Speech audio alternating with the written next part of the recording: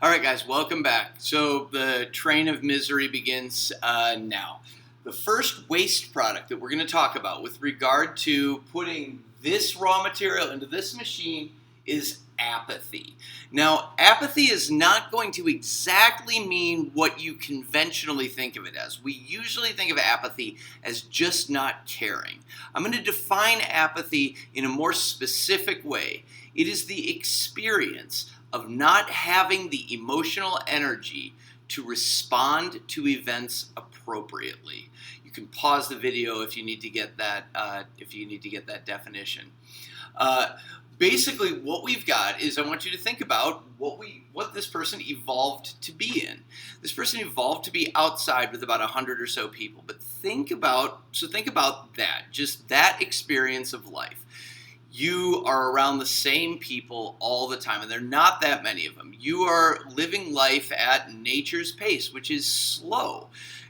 You certainly have a lot of things that you have to take account of, but compared to what we have, right now you can pause me, go online to YouTube and literally be in contact with millions of people. You can go to Netflix, be in contact with millions of people. You can go to Facebook, to Twitter, to Instagram, whatever. Be in contact with millions of people. And what are you going to find in any sort of news feed that's going to communicate to you about the world?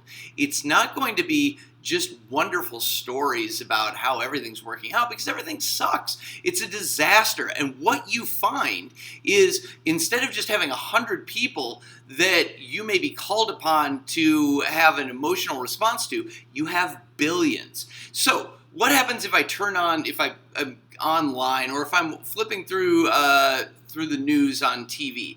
What do I see? I see war happening. Well, you know what happens in war? People die. And when people die, their families are left to go on without them. And you have children who suddenly don't have parents, or wives that suddenly don't have husbands, or vice versa. Then you flip the channel and you see, oh, there's not just that, but there's also these migrants who are going through the desert to get to a particular safe place. And when they get there, they're not welcome there, and they're suffering.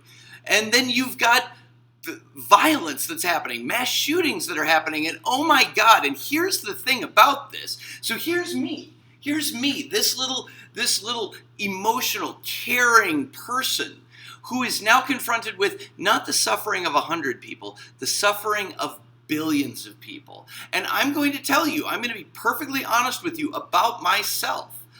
I don't have the emotional energy to care about every single one of those cases of suffering. I'm not proud of that. I'm not saying that like to come off like I'm above caring, because I absolutely will break down and cry. When Sandy Hook happened, I had a son who was the age of those children who were murdered, and I broke down and cried. But I can honestly tell you, there have been dozens of mass shootings since then in which I haven't. Now, in every one of those episodes, there is an event that absolutely calls on this human being to care, to have an emotional reaction, and the reality is I didn't. Is it because of me? Is it because there's something wrong with me? Am I some sort of sociopath who just only cares about himself? No, of course not, and neither are you. The reality is, this person is now in a symbolic universe that just has so many more symbols that call upon these emotions, this emotional equipment that we have. We are not built for the vast quantity of symbols that we have to deal with. And therefore, what happens?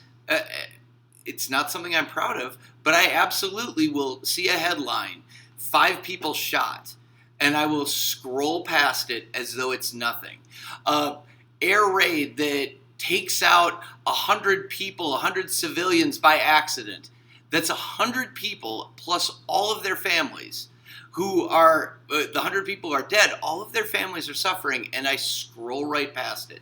That's what I mean by apathy. The experience of not having the emotional energy to respond to events appropriately.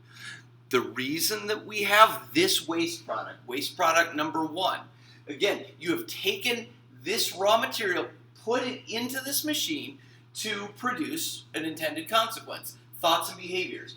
But when you put this person into this machine, one of the waste products, just like the carbon monoxide that comes out of our car, is apathy. This person isn't the ideal raw material for this machine.